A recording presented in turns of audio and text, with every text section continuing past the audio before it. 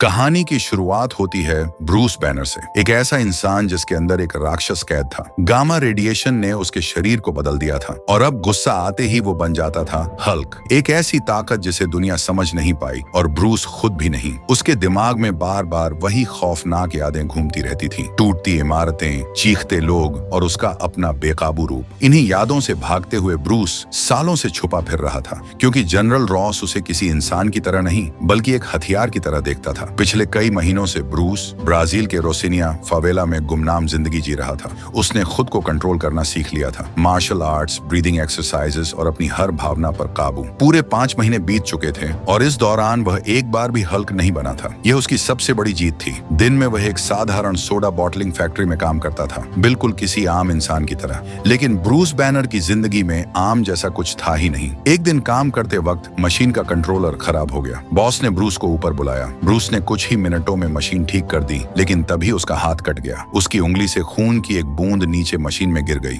उस एक बूंद को देखते ही ब्रूस के चेहरे का रंग उड़ गया, क्योंकि यह सिर्फ खून नहीं था, यह जहर था। उसने तुरंत पूरी मशीन बंद कर दी, खून साफ किया और घाव को ग्लू से सील कर दिया ताकि एक बूंद भी बाहर ना निकले। जब उसे यकीन हो गया कि सब सुरक्षित है, तभी उसने मशीन दोबारा चालू की। लंच ब्रेक में फैक्ट्री का एक बदतमीज कर्मचारी एलिना को परेशान कर रहा था। ब्रूस ने बिना गुस्सा किए बीच में आकर उसे बचाया और एलिना को अपने साथ लंच के लिए चलने को कहा। वह आदमी लड़ने के लिए तैयार था, लेकिन बॉस की आवाज ने मामला वहीं खत्म कर दिया। ब्रूस और एलिना वहां से निकल गए, लेकिन उन्हें क्या पता था कि ब्रूस की खून की वही एक बूंद पहले ही एक सोडा बॉटल में मिल चुकी थी। वह बोतल पैक हुई और सीधे अमेरिका भेज दी गई। शाम को ब्रूस घर लौटा, जहां एक आदमी उसके लिए एक खास फूल लेकर आया। ब्रूस लंबे समय से इस फूल का इंतजार कर रहा था। उसने फूल लिया, कमरे में गया और अपना लैपटॉप खोला। स्क्रीन पर उसका एकमात्र भरोसेमंद साथी था मिस्टर ब्लू। ब्रूस को उसकी असली पहचान तक नहीं पता थी, लेकिन वही उसकी आखिरी उम्मीद था। मिस्टर ब्लू ने बताया कि इस फूल की ज्यादा मात्रा हल्क को खत्म करने में मदद कर सकती है। ब्रूस ने फूल को काटकर उसका सीरम बनाया, फिर अपने खून की बूंद उसमें मिलाकर माइक्रोस्कोप के नीचे टेस्ट किया। कुछ सेकंड तक उसकी आंखों में उम्मीद चमकती रही, लेकिन फिर वही नतीजा, फेलियर। सीरम फिर बेअसर साबित हुआ। ब्रूस की निराशा साफ दिख रही थी। तब मिस्टर ब्लू ने उससे सीधे ब्लड सैंपल भेजने को कहा। ब्रूस ने तुरंत एक सैंपल तैयार किया और उसे भेज दिया, लेकिन उसी समय अमेरिका में एक आदमी ने वही सोडा पी ली जिसमें ब्रूस का खून मिला था। कुछ ही पलों में उसके शरीर में भयानक रिएक्शन शुरू हो गया। जब जनरल रॉस को यह खबर मिली तो उसे तुरंत समझ आ गया, ब्रूस मिल चुका है। बिना एक पल गंवाए रॉस अपनी एलीट मिलिट्री टीम के साथ ब्राजील के लिए रवाना हो गया और उसके साथ था एमिल ब्लॉन्स्की, एक ऐसा सैनिक जो रफ्तार, ताकत और क्रूरता में किसी मशीन से कम नहीं था। रॉस ने अपनी टीम को ब्रूस के बारे में सारी जानकारी दी, उसे जिंदा पकड़ने के आदेश दिए, ट्रैंक्विलाइजर्स इस्तेमाल करने को कहा, लेकिन एक बात उसने जानबूझकर छुपाई। उसने किसी को नहीं बताया कि उनका शिकार कोई इंसान नहीं बल्कि हल्क था। दूसरी तरफ ब्रूस अपने कमरे में बैठा मिस्टर ब्लू से बात कर रहा था। उसे बिल्कुल अंदाजा नहीं था कि मौत उसकी तरफ तेजी से बढ़ रही है। मिस्टर ब्लू ने ब्रूस को बताया कि उसके खून पर रिसर्च शुरू हो चुकी है, लेकिन आगे बढ़ने के लिए उसे ब्रूस के शरीर से जुड़ी और जानकारी चाहिए। ब्रूस कुछ पल के लिए चुप हो गया। वह जानता था कि वह जानकारी सिर्फ उसके पुराने घर में मौजूद थी। होम, यह शब्द सुनते ही उसकी आंखों के सामने बेटी का चेहरा घूम गया। वह लड़की जिसे वह सबसे ज्यादा प्यार करता था और जिससे दूर रहना उसकी सबसे बड़ी सजा थी। लेकिन ब्रूस के पास यादों में खोने का वक्त नहीं था। उसी पल जनरल रॉस की टीम उसके ठिकाने तक पहुंच चुकी थी। ब्रूस को खतरे की आहट पहले ही महसूस हो गई थी। वह खिड़की से बाहर कूदा और अंधेरी गलियों में गायब हो गया। पीछे पीछे एमिली ब्लॉन्स्की और पूरी कमांडो टीम उसके पीछे दौड़ पड़ी। ब्रूस छतों पर भाग रहा था, एक इमारत से दूसरी इमारत पर छलांग लगाते हुए। तभी अचानक उसका सामना उसी फैक्ट्री वाले गुंडे से हो गया जो हमेशा एलिना को परेशान करता था। उसने ब्रूस को देखते ही हमला कर दिया। ब्रूस ने बिना रुके उसे जमीन पर पटका और आगे बढ़ गया, लेकिन अब मामला और बिगड़ चुका था। वह गुंडा अपने पूरे गैंग के साथ ब्रूस के पीछे पड़ गया। ब्रूस भागते भागते उसी सोडा फैक्ट्री में घुस गया जहां वह काम करता था। गुंडों ने उसे अंदर जाते देख लिया और उसके पीछे पीछे पहुंच गए। दूसरी तरफ ब्लॉन्स्की ने भी उन्हें फैक्ट्री में घुसते देखा तो वह अपनी टीम के साथ अंदर दाखिल हो गया। अब ब्रूस चारों तरफ से घिर चुका था। फैक्ट्री के अंदर गुंडों ने ब्रूस को पकड़ लिया और बेरहमी से पीटना शुरू कर दिया। ब्रूस दर्द से कराहते हुए बार बार सिर्फ एक बात साथ कह रहा था, मुझे जाने दो, मेरा गुस्सा बढ़ रहा है, तुम नहीं समझते क्या होने वाला है। लेकिन गुंडों ने उसकी बात को मजाक समझा। उन्होंने उसे उठाकर पूरे जोर से कमरे के पार फेंक दिया और बस वही गलती उनकी जिंदगी की आखिरी गलती बन गई। ब्रूस का हार्ट बीट 200 पार करते ही उसका शरीर कांपने लगा, हड्डियां टूटने लगी, मांसपेशियां फटने लगी और कुछ ही सेकंड में वहां ब्रूस नहीं बल्कि हल्क खड़ा था। एक विशाल, हरा और बेकाबू दानव। हल्क ने पहले गुंडे को पकड़ा और उसे खिलौने की तरह हवा में उछाल दिया। बाकी दो की तो चीख ही निकल गई। वे भागने लगे, लेकिन हल्क के सामने भागना नामुमकिन था। उसने एक एक करके दोनों को खत्म कर दिया। उधर कमांडोज यह सब देखकर जड़ हो गए। उन्हें समझ ही नहीं आया कि यह चीज आखिर है क्या, लेकिन रॉस जानता था। उसने चीख कर आदेश दिया, यही टारगेट है, फायर। दर्जनों ट्रैंक्विलाइजर डार्ट्स हल्क की तरफ दागे गए, लेकिन उसकी चमड़ी पर उनका कोई असर नहीं हुआ, जैसे किसी पहाड़ पर सुई फेंक दी गई हो। अब हल्क पूरी तरह भड़क चुका था। वह बिजली की रफ्तार से सैनिकों पर टूट पड़ा। एक एक करके सारे कमांडोज हवा में उड़ने लगे। जब डार्ट्स बेकार साबित हुए तो सैनिकों ने गोलियां और एक्सप्लोसिव्स इस्तेमाल किए, लेकिन हल्क को रोकना आसान नहीं था। उसने पास रखा एक विशाल मेटल कंटेनर उखाड़ा और पूरी ताकत से सैनिकों पर दे मारा। एक ही बार में पूरी यूनिट तहस नहस हो गई। अब सिर्फ एक आदमी बचा था, एमिली ब्लॉन्स्की, और हैरानी की बात यह थी कि वह डरा नहीं। वह लगातार हल्क पर गोलियां बरसाता रहा। हल्क ने उसकी हिम्मत का जवाब अपने अंदाज में दिया। उसने पूरा ट्रक उठाया और ब्लॉन्स्की की तरफ फेंक दिया। अगले ही पल फैक्ट्री एक विशाल धमाके से गूंज उठी। आग, धुआं और हर तरफ मलबा। किसी तरह ब्लॉन्स्की बच गया, लेकिन वह समझ चुका था कि उसने आज किसी इंसान से नहीं, एक राक्षस से लड़ाई की है। हल्क अंधेरे में गायब हो गया। बाद में ब्लॉन्स्की ने ब्रूस का बैग जनरल रॉस को सौंपा। बैग के अंदर ब्रूस का लैपटॉप था और बेटी की एक पुरानी तस्वीर देखते ही ब्लॉन्स्की बोला, शायद यही औरत उसकी मदद कर रही है। रॉस ने तस्वीर को ठंडी नजरों से देखा और कहा, वह अब उसकी जिंदगी का हिस्सा नहीं है। लेकिन रॉस ये जानता था, ब्रूस बैनर की दुनिया में बेटी अभी भी सब कुछ थी। रॉस ने ठंडे लहजे में कहा कि ब्रूस अब बिल्कुल अकेला है, लेकिन एमिल ब्लॉन्स्की ने तुरंत उसकी बात काट दी। उसने कहा, अकेला? हम उसे पकड़ ही लेते अगर वह हरा दानव बीच में ना आता। उसकी आंखों में अब भी डर और उत्साह दोनों थे। उसने बताया कि उस राक्षस ने एक पूरे ट्रक को फुटबॉल की तरह हवा में उछाल दिया। अपने पूरे सैन्य करियर में उसने कभी इतनी खतरनाक चीज नहीं देखी थी। तब रॉस ने आखिरकार सच बता ही दिया। वह दानव कोई और नहीं बल्कि ब्रूस बैनर खुद था। यह सुनकर ब्लॉन्स्की कुछ पल के लिए चुप रह गया। अब उसे समझ आ चुका था कि वह किसका शिकार कर रहा है। उधर कई मील दूर घने जंगल के बीच ब्रूस बेहोश पड़ा था। जब उसकी आंख खुली तो वह धीरे धीरे उठा। शरीर दर्द से टूटा हुआ था, लेकिन जिंदा था। वह सड़क तक पहुंचा जहां एक ट्रक ड्राइवर ने उसे देखा। ब्रूस ने मदद मांगी और ड्राइवर ने बताया कि वह ग्वाटेमाला में है। उसने ब्रूस को अगले शहर तक लिफ्ट दे दी। शहर पहुंचकर ब्रूस ने नए कपड़े खरीदे और भीड़ में खो जाने की कोशिश की, लेकिन रॉस अब भी उसके पीछे था। इसी बीच रॉस ने ब्लॉन्स्की को अपने पास बुलाया और पहली बार पूरी सच्चाई बताई। उसने बताया कि वर्ल्ड वॉर 2 के दौरान अमेरिकी सेना ने एक गुप्त प्रोजेक्ट शुरू किया था, एक ऐसा सीरम जो इंसानों को सुपर सोल्जर बना सके। ताकत, सहन शक्ति, रफ्तार, सब कुछ इंसानी सीमाओं से परे। सालों बाद रॉस ने उसी प्रोजेक्ट को दोबारा शुरू किया और इसी ने ब्रूस बैनर को हल्क बना दिया। ब्रूस को कभी सच्चाई नहीं बताई गई। उसे लगा था कि वह रेडिएशन रेजिस्टेंस पर काम कर रहा है ताकि इंसान रेडिएशन से सुरक्षित रह सके, लेकिन असलियत में उसे एक हथियार बनाया जा रहा था। ब्रूस को अपनी रिसर्च पर इतना भरोसा था कि उसने खुद पर ही प्रयोग कर लिया और उसी दिन हल्क पैदा हुआ। ब्लॉन्स्की ने रॉस की आंखों में देखते हुए कहा, आप कहते हैं ब्रूस हथियार नहीं बना रहा था, लेकिन आप तो बना रहे थे। रॉस ने बिना झिझक माना कि उन्होंने एक ऐसा सीरम बनाया था जो किसी इंसान को असीम शक्ति दे सकता था। ब्लॉन्स्की हल्का सा मुस्कुराया, अगर यह सीरम मुझे 10 साल पहले मिला होता तो शायद मैं भी राक्षस बन जाता। रॉस ने उसकी तरफ देखा और कहा, शायद अभी भी देर नहीं हुई है। दूसरी तरफ ब्रूस वर्जीनिया के कैल्वर यूनिवर्सिटी पहुंच चुका था। उसे अपनी पुरानी रिसर्च फाइल्स चाहिए थी, क्योंकि वही हल्क को खत्म करने की आखिरी उम्मीद थी। लेकिन कैंपस में हर तरफ सिक्योरिटी थी। अंदर घुसना आसान नहीं था। जब ब्रूस ने लैब के रिकॉर्ड्स देखे तो उसे पता चला कि डॉक्टर रॉस अब भी वहीं काम कर रही है। लेकिन अगले ही पल उसकी सांस रुक गई। उसने बेटी को देखा और उसके साथ एक दूसरा आदमी था। ब्रूस के चेहरे पर दर्द साफ झलक रहा था। वह अब भी बेटी से उतना ही प्यार करता था और उसे किसी और के साथ देखना उसके लिए किसी वॉर से कम नहीं था। बाद में ब्रूस स्टैन स्पिंजर पहुंचा, वही जगह जहां वह और बेटी घंटों बिताया करते थे। स्टैन ने ब्रूस को देखते ही पहचान लिया। ब्रूस ने धीमी आवाज में कहा, लोग मेरे बारे में जो कहते हैं वह सब गलत है। स्टैन मुस्कुराया, मुझे पता है बेटे। उसने हमेशा ब्रूस और बेटी के प्यार को करीब से देखा था।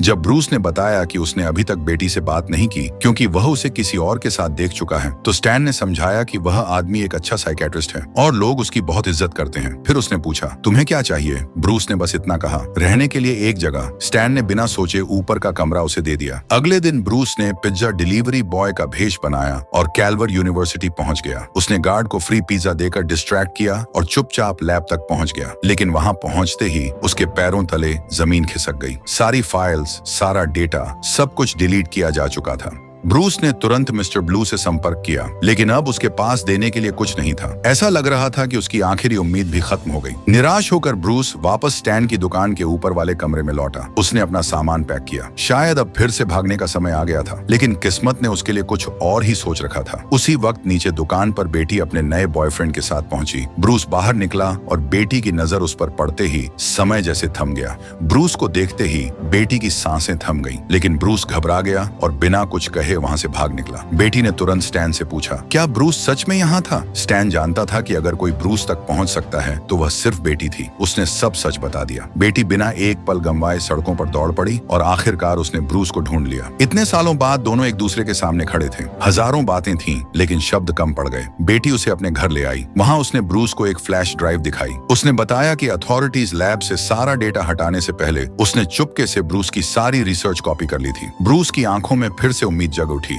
बेटी ने कहा कि अब उन्हें उसके पिता जनरल रॉस को सब कुछ सच सच बता देना चाहिए, लेकिन ब्रूस ने तुरंत मना कर दिया। वह रॉस पर कभी भरोसा नहीं कर सकता था। ब्रूस जानता था कि रॉस उसे बचाना नहीं चाहता। वह हल्क की ताकत को हथियार बनाना चाहता था। उधर रॉस अपनी ही खतरनाक योजना में व्यस्त था। उसने ब्लॉन्स्की को सीक्रेट लैब में बुलाया। रॉस ने उसे सुपर सोल्जर सीरम के बारे में बताया और चेतावनी दी कि अगर कुछ भी गलत हुआ तो एक्सपेरिमेंट तुरंत रोक दिया जाएगा। लेकिन ब्लॉन्स्की तो जैसे इसी पल का इंतजार कर रहा था। उसके शरीर में 2 इंजेक्शन लगाए गए और एक सीधा बोन मरो में उतारा गया। दर्द असहनीय था, लेकिन ब्लॉन्स्की मुस्कुरा रहा था। अगले ही दिन ब्रूस और बेटी यूनिवर्सिटी की ओर निकल पड़े ताकि बचा हुआ डेटा हासिल किया जा सके। लेकिन रॉस को उनकी लोकेशन मिल चुकी थी। वह पूरी मिलिट्री यूनिट के साथ वहां पहुंच गया। ब्रूस ने सैनिकों को देखते ही बेटी से कहा, भागो जितना दूर जा सकती हो। उसी वक्त सीरम का असर दिखाना शुरू हो चुका था। ब्लॉन्स्की अब पहले से कहीं ज्यादा तेज, ताकतवर और खतरनाक हो गया था। वह ब्रूस की तरफ झपटा, लेकिन रॉस ने उसे फिलहाल रुकने का आदेश दिया। ब्रूस यूनिवर्सिटी के अंदर भागा।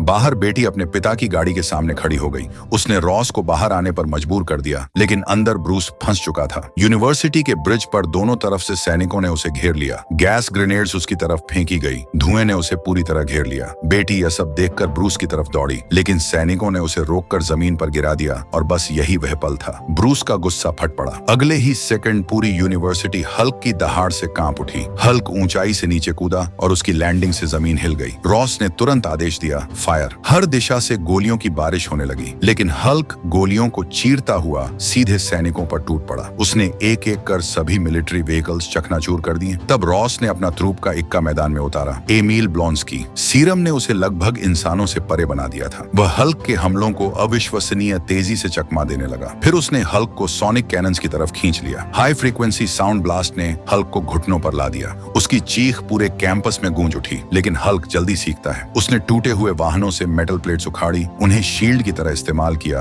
और अगले ही पल सभी सोनिक कैनन्स तहस नहस कर डाले। ब्लॉन्स्की आगे बढ़ा और ताना मारते हुए बोला, बस इतनी ही ताकत है। हल्क ने जवाब शब्दों में नहीं, एक ही घूंसे में दिया। ब्लॉन्स्की हवा में उड़ा और दूर जाकर जा गिरा। यह देखकर रॉस बौखला गया। उसने तुरंत गनशिप को अटैक का आदेश दिया। बेटी हल्क की तरफ दौड़ी, लेकिन तभी गनशिप ने मशीन गन से फायरिंग शुरू कर दी। हल्क ने बिना सोचे बेटी को अपनी बाहों में ढक लिया। गोलियां उसकी पीठ पर बरसती रहीं, लेकिन उसने बेटी को खरोच तक नहीं आने दी। फिर हल्क आसमान में छलांग लगाकर गनशिप पर टूट पड़ा। एक ही बार में हेलीकॉप्टर आग का गोला बन गया, लेकिन धमाके की चपेट में हल्क और बेटी दोनों आ गए। फिर भी हल्क ने सबसे पहले बेटी को सुरक्षित जगह पहुंचाया। वह उसे उठाकर दूर जंगल में ले गया, एक सुनसान गुफा के अंदर। बाहर तेज बारिश शुरू हो चुकी थी। आसमान में बिजली गरज रही थी। थंडर की आवाज सुनते ही हल्क डर गया। उसके अंदर का वह विशाल दानव अचानक एक डरे हुए बच्चे जैसा लगने लगा। उसने गुस्से में आसमान की तरफ दहाड़ लगाई, मानो बादलों से लड़ रहा हो। बेटी धीरे धीरे उसके पास आई। उसने प्यार से कहा, कोई खतरा नहीं है, मैं यहाँ हूँ। हल्क की सांसें धीरे धीरे सामान्य होने लगी।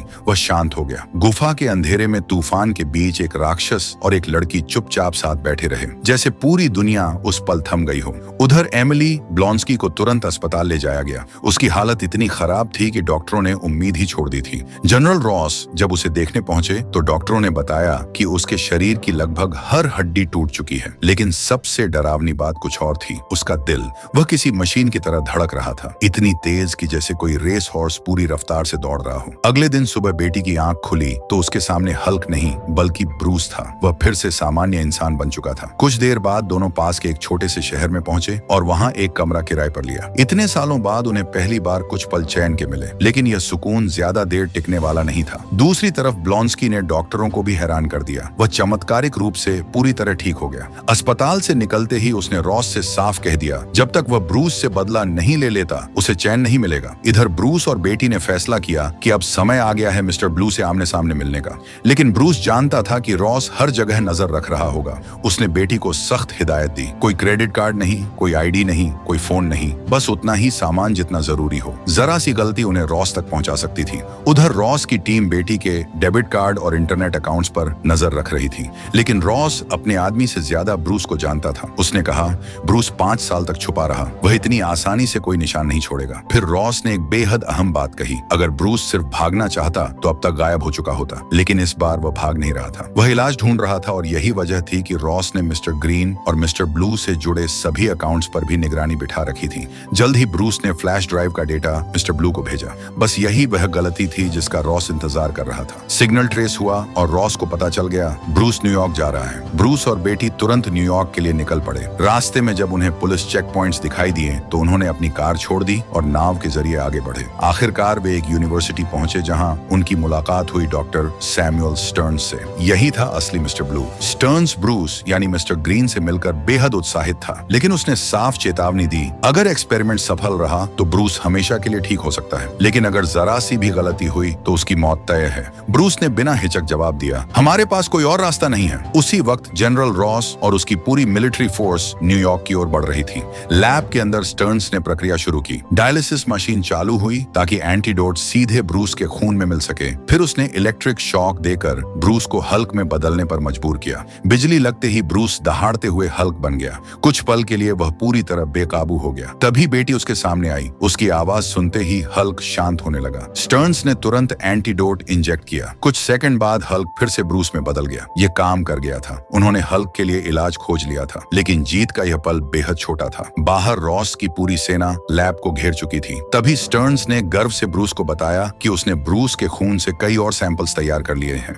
उसका सपना था कि गामा टेक्नोलॉजी से बीमारियां खत्म हो, इंसानों को ठीक किया जाए और मेडिसिन हमेशा के लिए बदल जाए। लेकिन ब्रूस ये सुनते ही सख्त हो गया। उसने स्टर्न्स को तुरंत सब नष्ट करने का आदेश दिया। उसने चेतावनी दी कि यह तकनीक बहुत खतरनाक है, इंसान इसे संभाल नहीं पाएंगे और अगर रॉस के हाथ लग गई तो यह दुनिया का सबसे खतरनाक हथियार बन जाएगी। ब्रूस अभी स्टर्न्स को समझा ही रहा था कि तभी एक ट्रैंक्विलाइजर डार्ट उसकी गर्दन में आकर लगा। वह जमीन पर गिर पड़ा। अगले ही पल ब्लॉन्स्की लैब में घुसा। उसकी आंखों में सिर्फ पागलपन था। उसने हल्क के बारे में पूछा। ब्रूस को फिर से बेहोश किया और रॉस के सैनिक उसे अपने साथ ले गए। इसी बीच एक महिला अधिकारी स्टर्न्स से पूछताछ कर रही थी। उसने जानना चाहा कि क्या हल्क जैसे और प्राणी बनाए जा सकते हैं। स्टर्न्स ने बताया कि ब्रूस एक एक्सीडेंट था, लेकिन और रिसर्च से प्रक्रिया को बेहतर बनाया जा सकता है। तभी अचानक ब्लॉन्स्की वापस लौटा। उसने बिना झिझक उस अधिकारी को मार डाला। फिर स्टर्न्स का गला पकड़कर उसे हवा में उठा लिया। उसकी आवाज में पागलपन साफ झलक रहा था।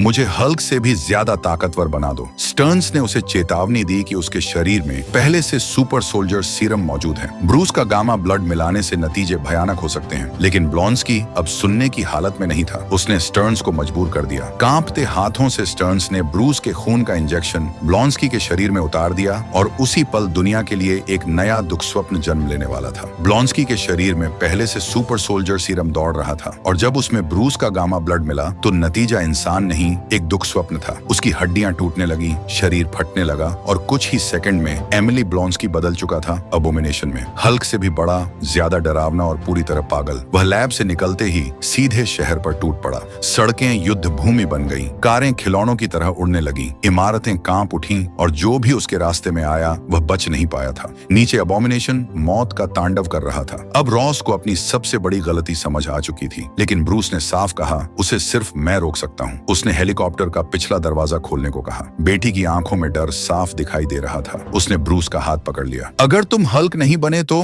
ब्रूस ने उसकी आंखों में देखते हुए शांत स्वर में कहा, तो मैं कोशिश करते हुए मरूंगा। और अगले ही पल वह हेलीकॉप्टर से कूद गया। ब्रूस तेजी से जमीन की तरफ गिर रहा था। कुछ सेकंड के लिए लगा कि सब खत्म हो गया, लेकिन फिर धरती हिल गई। एक विशाल क्रेटर बना। अब दो राक्षस आमने सामने थे। लड़ाई शुरू हुई और यह किसी प्राकृतिक आपदा से कम नहीं थी। एबॉमिनेशन बेहद शक्तिशाली था। उसने हल्क को बेरहमी से पीटा, इमारतों से टकराया और पूरे शहर में घसीटता रहा। हल्क ने जमीन पर दोनों मुट्ठियां इतनी ताकत से मारी कि पूरी सड़क फट गई। एबॉमिनेशन संतुलन खोकर दरारों में गिर पड़ा। हल्क ने पास पड़ी एक भारी चेन उठाई, उसे एबॉमिनेशन के गले में लपेटा और पूरी ताकत से कस दिया। फिर उसने लगातार घूंसे बरसाए, 1, 2, 3, जब तक कि एबॉमिनेशन पूरी तरह टूटकर बेहोश नहीं हो गया। हल्क ने उसका सीना अपने पैर से दबाया और आसमान की तरफ दहाड़ मारी। उस दहाड़ में जीत भी थी, दर्द भी और सालों का दबा हुआ गुस्सा भी। हल्क ने बेटी की तरफ आखिरी बार देखा। बिना कुछ कहे दोनों ने एक दूसरे को अलविदा कहा और फिर हल्क रात के अंधेरे में एक विशाल छलांग लगाकर गायब हो गया। कुछ समय बाद जनरल रॉस एक बार में अकेला बैठा था। तभी दरवाजा खुला